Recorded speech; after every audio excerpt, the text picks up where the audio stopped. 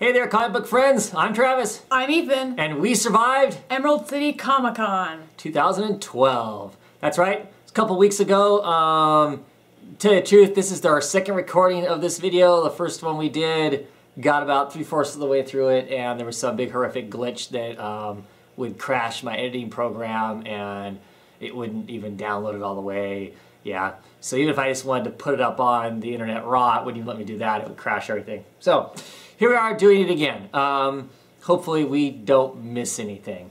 We had a pretty good time, I think. Yeah. It was super busy and crowded in the place. We didn't get the con crud.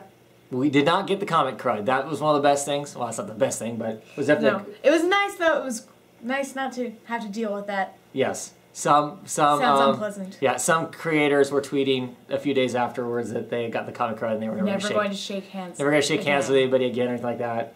You know, which is unfortunate. I shook hands with a few people, but so far I'm not dying of anything that I'm not normally dying from. 2 weeks should be long enough to figure For the gestation period? Yeah. Okay, so I'm not, you know, not possessed by aliens or anything like that. Okay. But yeah, we had a good time.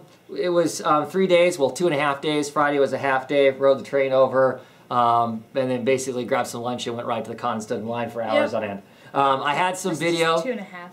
Yeah, I had some video of the crowd that was piling in on Friday as we were all waiting to actually get through into the actual con. I was going to use that. I decided not to because basically as I was panning around the crowd, most people were kind of ducking and hiding away from the camera. So I don't know if they were just really all camera shy or they all cut work or school or whatever to come to the Friday. To come to the Friday, day of the con, and they didn't want their bosses to see it somewhere and them get fired or something like that. So anyway, yeah. So I won't be using any of that. I ended up not recording, talking to anybody or anything like that. I just wasn't really comfortable with shoving cameras in people's faces. I may look at next year if I know some of the creators that are going. I may pre-introduce myself to them in advance of that and see maybe we'll do some of that kind of stuff or whatnot.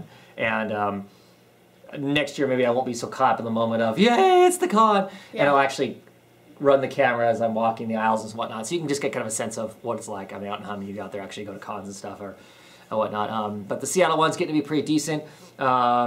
Actually, it got so crowded on Saturday that the fire marshals shut the doors down. Yeah, they shut down periodically, like every 30 minutes, right? Yeah, every half hour they would hold people out and then let more people in.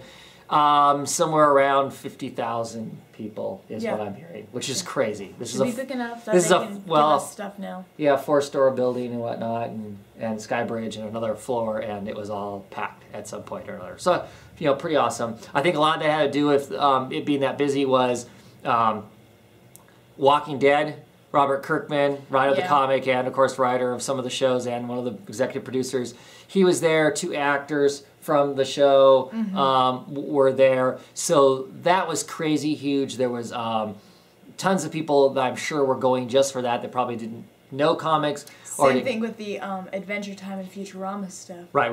They have an Adventure Time comic out right now, and so that's an American cartoon for those that maybe aren't seeing it, but they have a comic book out for it. There were lots of people there that were just for that. There were also a ton of voice actors from Futurama, Pinky and the Brain. Huge lines for those. Animaniacs. Tons and tons of people for those. So I think one of the reasons the crowd was so large this year was because of the media guests that were involved there and whatnot, which really isn't our thing so much. We didn't really go to any of that stuff. Nope, not really. Matter of fact, I tried to avoid most of it. I don't read the Walking Dead comic. I keep getting told that I should. Maybe I'll give it a try again someday. At the time, it just wasn't my thing. I do watch the show, but I haven't really read much in the way of the comics. As a matter of fact, the first day of the con, when we went squeezing into the place to try and get back to the people we wanted to get to right away, we ran into this massive crowd, and I didn't pay attention to the map. And the map, the direction I thought we could go that would get us there the quickest, basically led us straight into the Image comic booth, which is this big, long, wide, 20-foot long booth. And it was packed with people. It was the biggest thing there. Biggest booth there. And of course, right in front of my face is Robert Kirkman, right there. And of course, that's where everybody else is going, is to write him. So yeah, it was kind of a zoo to get around that and to get around the con exclusive stuff. But anyway, we went to a few panels on Friday. Went to a Brian Wood panel. It was a spotlight on Brian Wood. I spent most of that trying not to fall asleep. Right. Nothing that Ethan is interested in because Ethan doesn't read those books. It's all Vertigo titles and that sort of thing. You have read some of the Massive. Yeah, I read the Massive. That's You've read some of the Massive stories. His that I've read. The pre-stories that have been in the Dark Horse Presents. He talked some about the Massive. He talked a little bit about the X-Men that he's going to be working on, but of course he really couldn't say much about that because it hasn't come far enough along, and of course Marvel wants to do those announcements, not the creators. So I didn't ask a lot about the X-Men stuff. I probably will pick up some of those titles just because Brian Woods, just to see what it's like. But I don't know a whole lot. We know that Sprite's in one of the two teams. Yeah. And the reason Sprite's in it is partially due to the fact his oldest daughter is getting old enough that she can start asking about what he does for work, and he would like to be able to show her something. And most of his work he can't really show her anything. At least now he can say, oh, look, I write this story that has this, fairy. Has a fairy in it or something like that. And, she's like 5, I think. Yeah. So, at any rate, we'll see what that's going to be like. That was kind of cool. The DC panel we went to on Friday was, whatever. Yeah, DC not so all access. Yeah. Well, it wasn't as bad as the year before where all they told us was to read Flashpoint. But it was more of a thank you for reading our books kind of a thing, and there wasn't a whole lot to that one. I can't remember if we went to any other panels on that day. We went to a lot of panels on Saturday. Saturday was our full day. Yeah. Saturday we had panels most of the day. We went to the New 52. We went to the New 52 panel, which was awesome. Some of the people that were on the panel for that time, it was Mike Martz that ran all the panels. He's the lead editor for all the Batman books.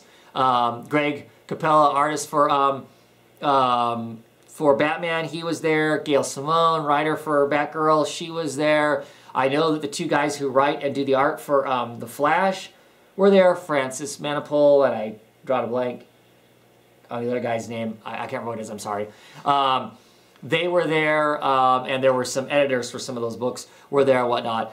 What was great about that book was finding out just how excited and amped up that Greg Capullo was. Yeah. I'm not familiar with the guy, other than I know he did Spawn, he did stuff like that, but he answered some great questions. He talked about how excited he was to do Batman, but how he was kind of reluctant to take Batman because he was afraid people were going to criticize him because he did Spawn, like, oh, Batman's going to be just ripped, and he's going to have a 40-foot long cape, and his eyes are going to turn green. Right. I mean, he heard some of that crap on the internet, so, but, he's the professional. He talked about how him and Scott Snyder kind of put their egos aside and figured out, okay, we need to make the best book we can. How are we going to do that?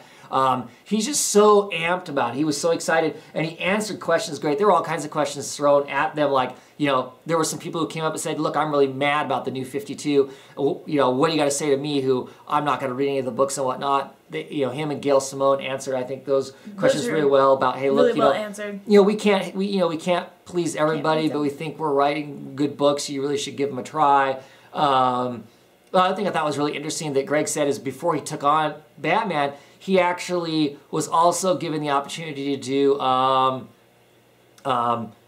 Avengers versus X-Men, and he chose Batman instead. So that's kind of interesting. That might have been a really cool Avengers versus X-Men book too. But yeah. Well, I'm glad he's doing Batman. Oh yeah, definitely. Like I said, he was just so amped. But he commented on the fact that he got to design the Quarter Owl costumes, and after he designed this really cool costume, he was kind of kicking himself afterwards because he didn't realize he was going to have to draw hundreds of them at a time. Yeah. And so he was like, oh, that's kind of a bitch because they're so, because they're so complicated to have to draw these big scenes with lots and lots and lots of them and whatnot. Yeah. But I was really excited. That panel, I was really happy with that panel because those creators actually this time made it exciting because they were so excited to be there and whatnot.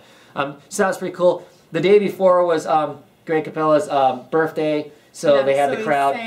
Happy birthday to him, and they gave him a cupcake with a candle on it. He seemed actually pretty tickled by that. He was kind of surprised that we went to the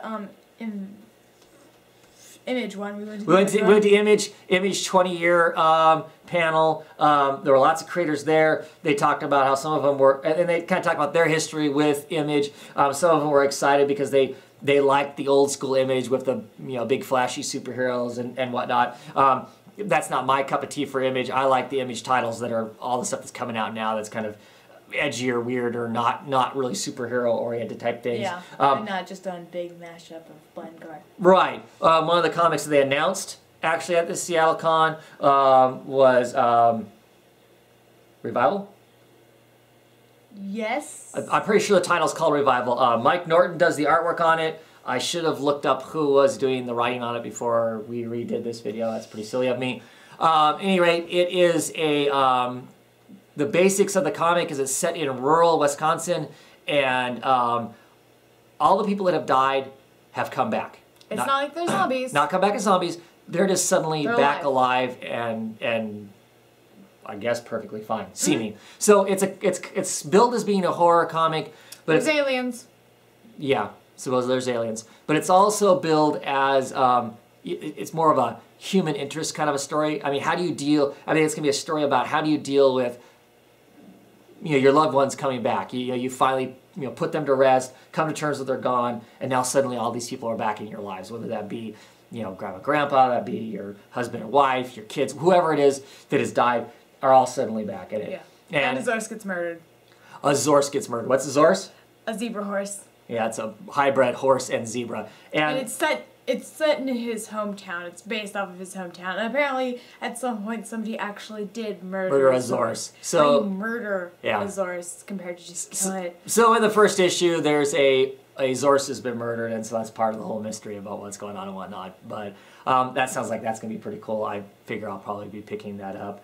We went to the Dark Horse panel. Dark Horse panel is pretty awesome. They had some great people there. Mike Oming, guy who draws art for Mouse Templar. He also does artwork for the Powers and whatnot. He announced a title that has to do with superheroes, but it's very dark and twisted. Not gritty superheroes, but it's based off of his anxiety issues, right? He had anxiety issues pretty bad for a while, I guess. He went to therapy, and through all that process, he kind of came up with his story idea and whatnot. And from what the editor that was there, that was running the panel, it sounded pretty harsh. They actually had to edit it a whole bunch to even make it even remotely consumer friendly. So they didn't have to see that in a black bag. Right. I mean, like one of the monsters villains or something. There's some scene in it that originally it was a giant ball of penises.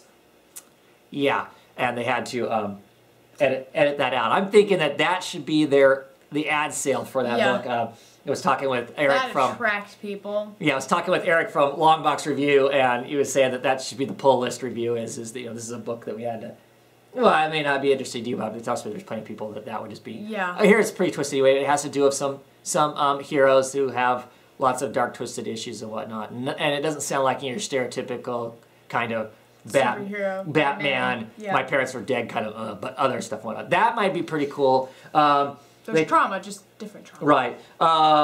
They announced that that the Ghost miniseries that was going to be in, the short stories that were going to be in Dark Horse Presents are actually going to be. They're now also going to make a miniseries, and if that's successful, let's keep going off little miniseries, made for miniseries. That's by Kelly Sue DeConnick and Phil Noto on art.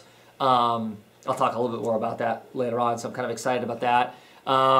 They also talked a little bit with Francisco Francavilla. He's got mini that's to be going in some of the Dark Horse Presents also. That'll be his creation of the Black Beetle, which is kind of a pulp noir, Flash Gordon, Call of Cthulhu, superhero kind of a thing. So that's probably gonna be pretty cool too, I think. Yeah. I can't remember what else they might have talked about in that. Those are the things that stuck in my head as far as that goes. We went to a Gail Simone panel. That was pretty interesting. That was kind of cool. She started the panel by basically asking us what we'd read, so she got a sense of, so she wasn't repeating herself. And then basically she just opened the whole thing up to questions. And we asked lots of questions about all kinds of stuff, about the Secret Six. Are they coming back? Of course, no, they're not coming back. And she explained how, really it has more to do with the publishers than it has to do with her power to make them come back or whatever. And, people ask questions, about, writing those different characters and why she made some of the choices that she made and whatnot. And some of the stuff that she champions, because she's a champion, people of color in comics. She champions, people of, gay lesbian issues in her books and whatnot. And so that was all kind of cool to listen to some of that and whatnot. And then on Sunday, we didn't really go to very much on Sunday. What did we go to? We went to... I don't think we went to any panels on Sunday. Yeah, no.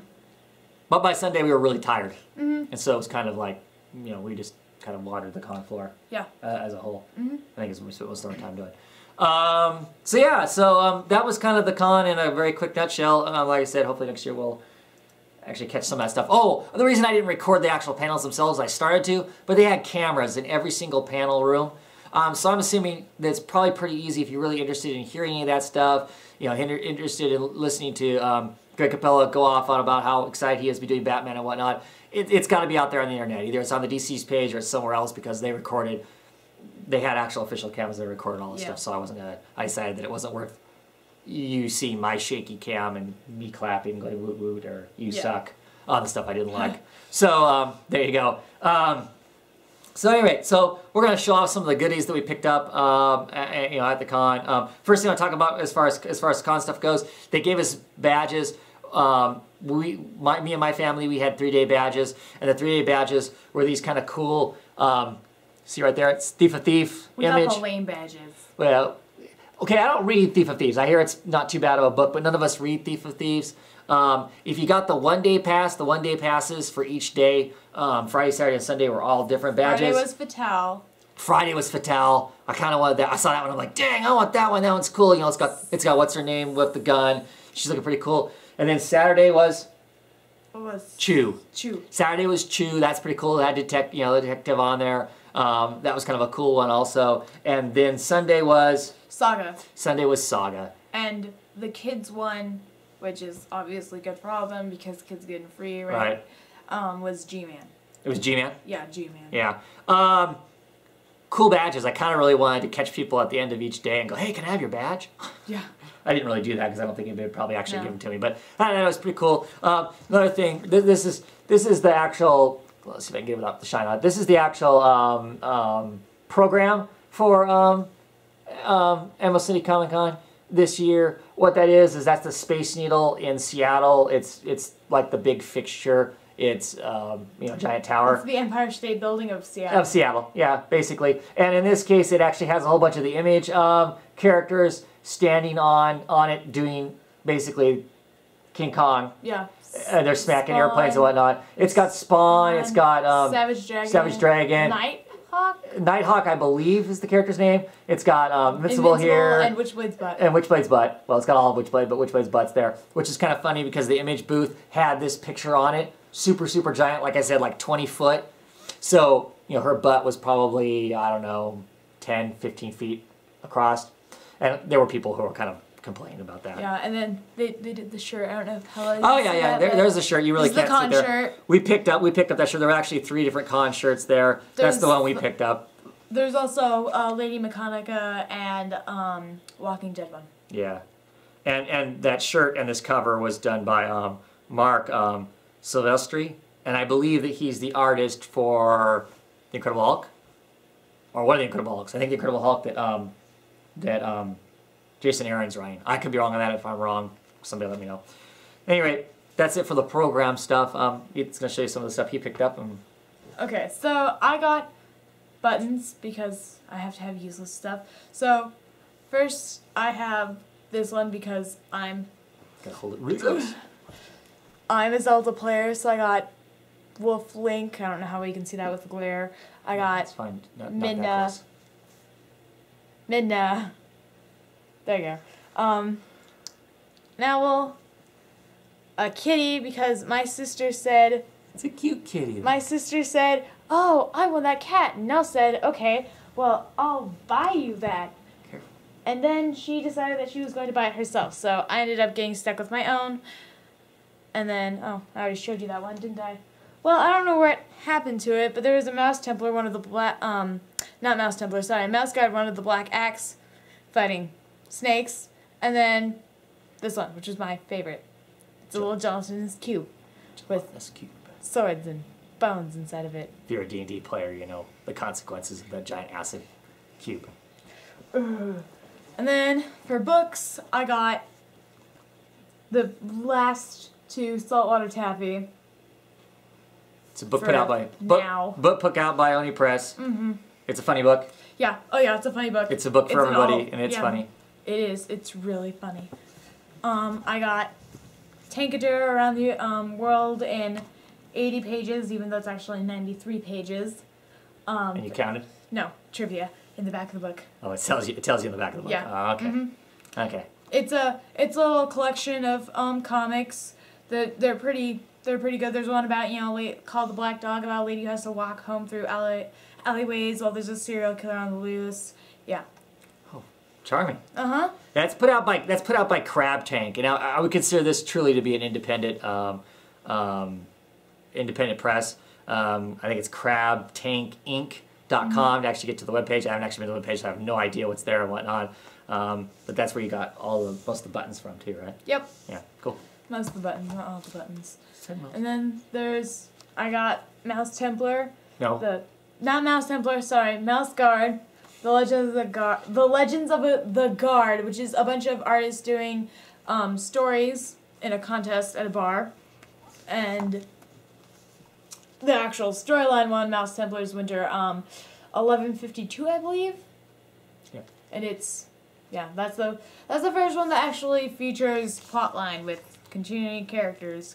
And I don't know, because this is the first one that I've ever read, but I'm pretty sure it's the first one plot-wise, and it feels kind of like you're jumping in on the middle of a story. So I don't know if there's stuff before this one or not, but it's pretty easy to catch up on and figure out. The only problem is that sometimes the mice look a little bit like each other because they're mice, so they don't really have facial features that much, so sometimes it's easy to get them mixed up. It's like, wait, I thought he was over here. But And of course, you got both of them signed because the artist, right there's the artist was there. Yeah. He had Dave original Peterson. pages.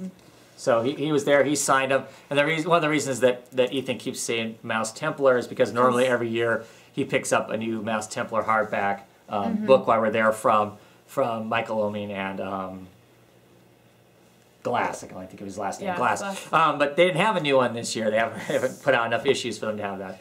Here's the pin, as I've discovered it. With You're too close. Yep. Well, you can't really see that well. That's not going to turn out. It's the Black Axe, though, and he's fighting snakes. So what'd you get? What'd I get? What'd you get? Not a whole lot. I got a whole bunch of books signed. I like going and getting books signed.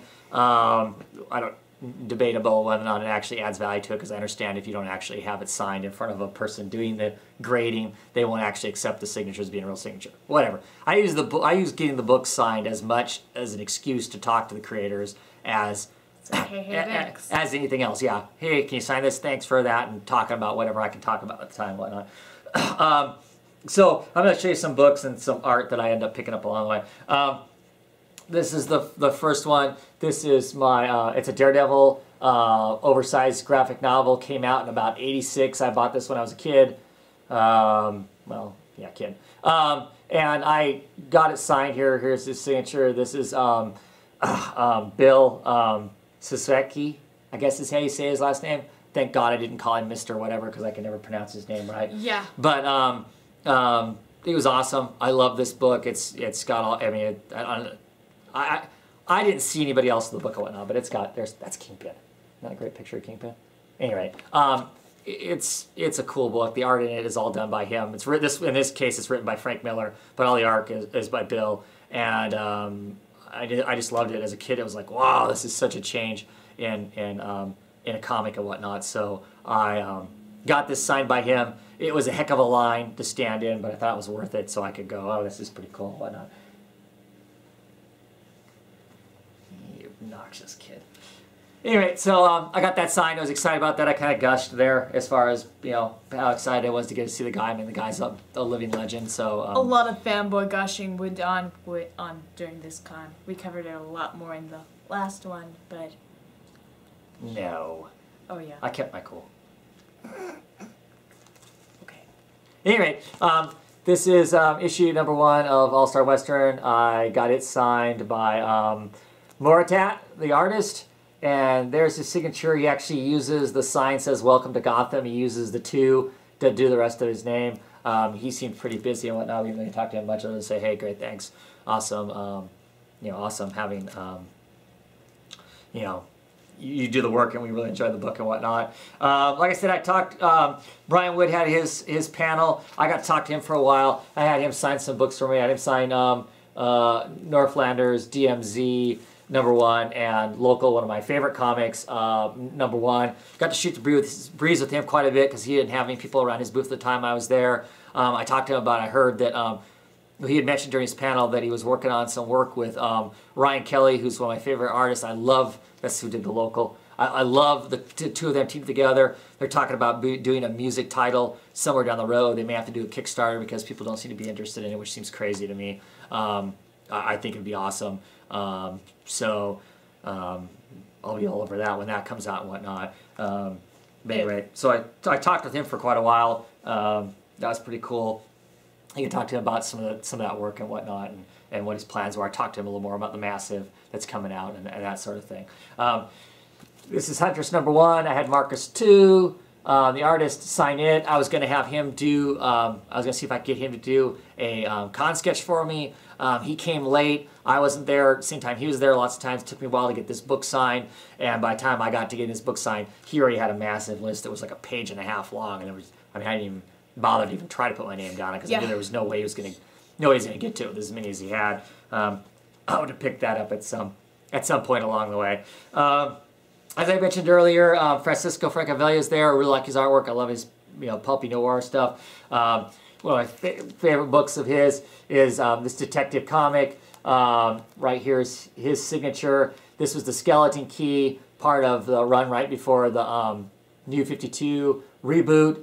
Thought this was really cool. Really good. I really like him as an artist. This is the first place I went to when the con opened up because I figured, I love Batman. I don't have a Batman sketch on my wall, so I figured, heck, I'll have Francisco do a sketch for me. So I talked to him for a few moments and set up to get a sketch by him.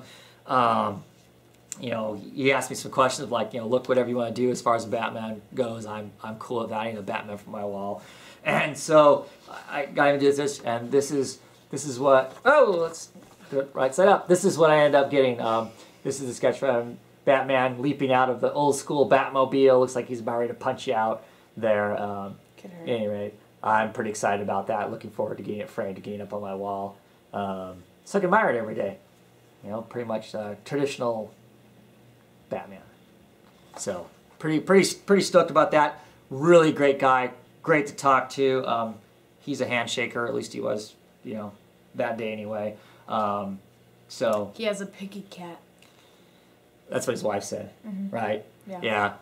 Well, yeah, they had a... apparently the con Wi-Fi is really expensive. Right, well, he has it set up to where you can buy things from him using the credit card, which of course is kind of handy, that way you're not walking around with a ton of cash. But inside the con center, there is Wi-Fi, but you have to pay for it, and it's like $100+ a day, and they didn't want to spend the money on that. They needed to spend it on expensive cat food instead, right? Something like that. At least that's what his wife said. So anyway, got that down. Like I said, I also went to Gail's table and had Gail sign me a whole bunch of stuff. I had told her on Twitter that I was bringing a bunch of stuff, and I hope she didn't hate me. And she said, hey, it's my table. I can do what I want. I didn't hold anybody else up in the process, but I had her sign a whole bunch of stuff. Because the last 3 cons I've gone to, she was supposed to be at all of them. And every year she's at the last moment decided she was going to a different con. One time it was Kansas City. Cool. Another time it was going to Australia and New Zealand. I can understand that. I'd go to Australia and New Zealand if I had the chance to too. So anyway, so this year I told her I was bringing a bunch of books to make up for all the years that she wasn't around. So I had her sign my first Welcome Tranquility #1. I had her sign my Batgirl. I had her sign my favorite issue of Secret 6. I actually own a page of original art out of this issue of Not the Brokeback picture. Secret 6, yes, not Nightwing, the Brokeback picture. Which, of course, that's the first thing they ask me is, "What, you got that picture?" And I'm like, "No, I don't have that page. We're not into that stuff. I don't have that page." But that was cool to talk about that. They were kind of glad that was cool. I had that. So I had some Wonder Woman sign, Wonder Woman 600, and she even colored on Wonder Woman 600. At some point, I hope to have everybody sign that one. But anyway, so I talked to Gail for a while. Gail's cool to talk to in person too. Talk to her husband. He's a pretty cool guy. He's always hanging out there too and whatnot. Shot the breeze with her and stuff. Another person that I talked to was Brian Chirilla. Me and Ethan screwed up the last time we did reviews. We didn't review this book for some reason. It was like off the side. This is The Secret History of D.B. Cooper. It is so good. You need to pick this up. That's his signature there. It's put out by Oni Press.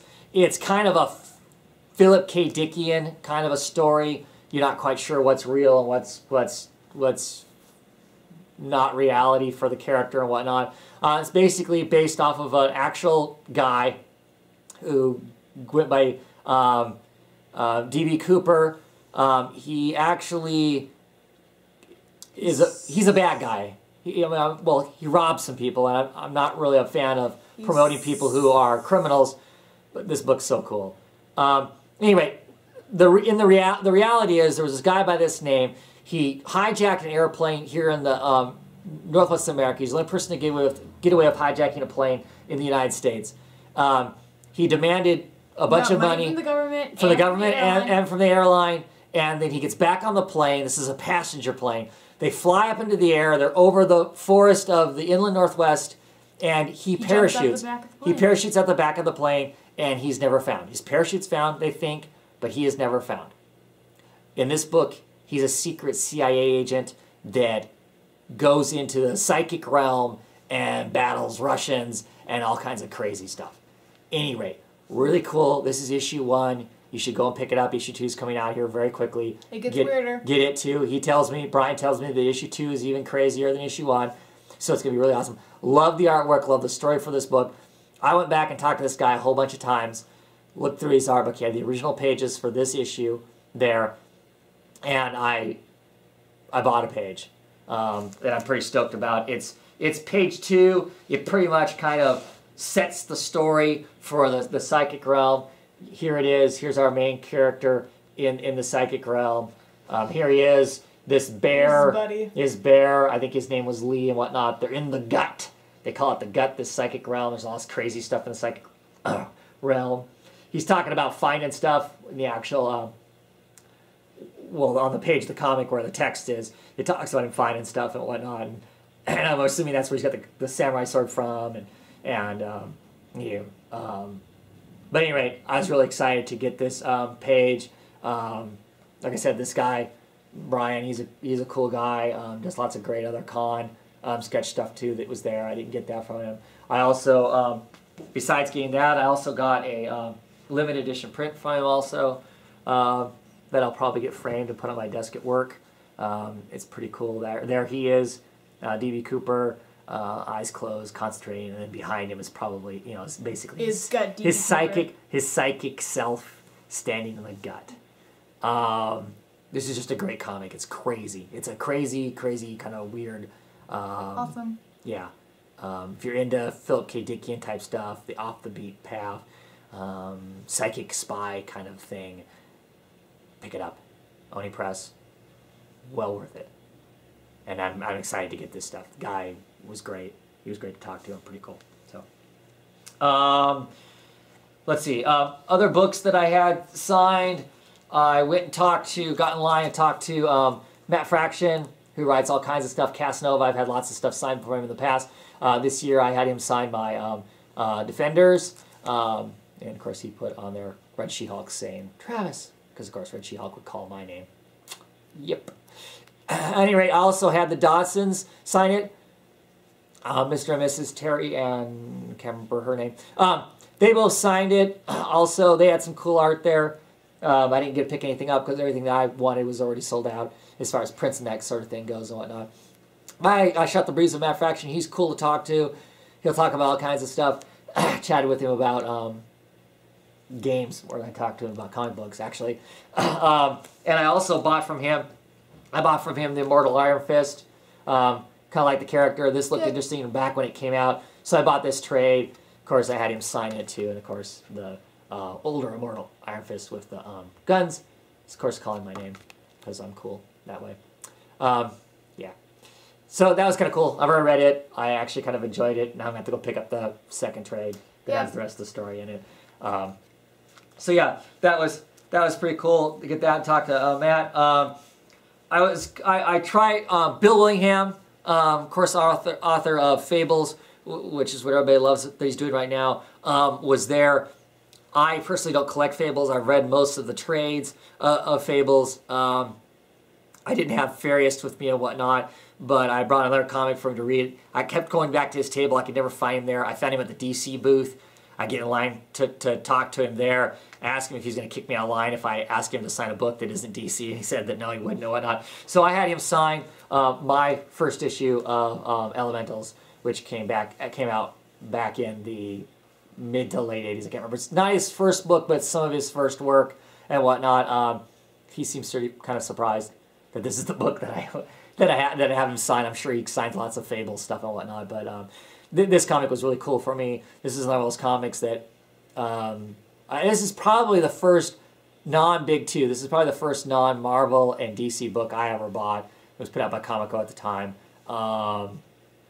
and it was a cool storyline just because it was so much different than most of the other stuff that was out there. You know, people are brutalized in this in ways that they aren't in the regular books and whatnot. It was just kind of a different kind of a take and whatnot. So I was excited to get him to sign that because he's been around so long as what he has. The other book that I got signed was Punisher #1. Right down there is Greg Grudka's signature. He lives kind of in the area, and so he's always at this. Seems to be always at this con and whatnot. I love talking to him. This is such a great book, as I know a lot of you have been talking about how much you enjoyed this book. So I talked to him about how much we love this book. I told him that, you know, I was not a Punisher fan. I could care less about Punisher as a whole. I don't like the Punisher. You can't say that. Oh, okay. I don't like Castle. I don't like the character, the Punisher, because I don't like the fact that most of the Punisher stuff, it feels like to me, is just Punisher walking around shooting people. It seems uninteresting to me. He's just a guy who's pissed off with guns. He's supposed to be a shell. He's supposed to just be a war machine now. Well, whatever. But we like Punisher. Yeah, but we like this Punisher. This is just amazing. Because of the way it's written and whatnot. And so I talked to him about that. And it was really fun to talk to him about because he said, you know, look, if you would have asked me 6-8 months ago, well, more than that now.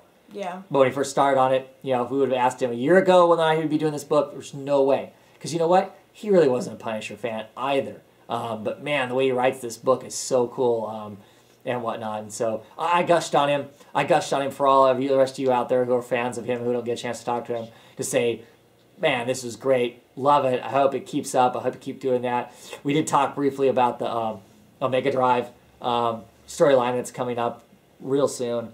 As of this recording tomorrow, Avenging Spider-Man, the first real part of this thing, kicks off. So we'll be picking that up. I initially wasn't going to, because I don't collect those books, but I'll be getting that, and I'll be getting the Daredevil that goes along with it too. But anyway, so it's cool to get to talk to him. He's a great guy. I've had lots of stuff signed in the past, but that's what I signed this time, and we'll. The other thing I picked up one other piece of original art. It's a piece pretty of, lame. It's a pretty, it's a pretty pretty cool for me piece of page art. Matthew Clark used to work for DC, works for Marvel now. Last current title I know he was working on was Ghost Rider. I'm not sure exactly what all he's got going on right now. Used to do Doom Patrol for DC. Absolutely loved that book. It was one of my favorite books and whatnot. I really, really liked his art on that and whatnot. Yeah. He was selling some original pages. In the past, I've been to cons, and he's been selling those pages. And I wanted to get some last year, and I didn't. And this year, they happen to be on sale. For half price. Selling them for half price because, of course, that's gone. And I'm assuming he figures if anybody was interested in those pages, they would have already bought them now. So anyway, so I got the very first page of issue number 19 of Doom Patrol, which makes me extra excited. And the reason is because not only is it Doom Patrol, which is one of our favorite, it's also... It's my favorite team and his favorite team in one picture. But it also has the Secret Six. The entire Doom Patrol and the entire Secret Six. It's all on the page together. And they're my two favorite teams because they're both absolutely crazy. But I was so stoked to get this. Like I said, I'm not going to talk dollar value and whatnot because that doesn't really matter. But I got a great price on it. And, of course, I got to talk to him again. You know, he signed it again down at the bottom. Whoops. And, but, yeah.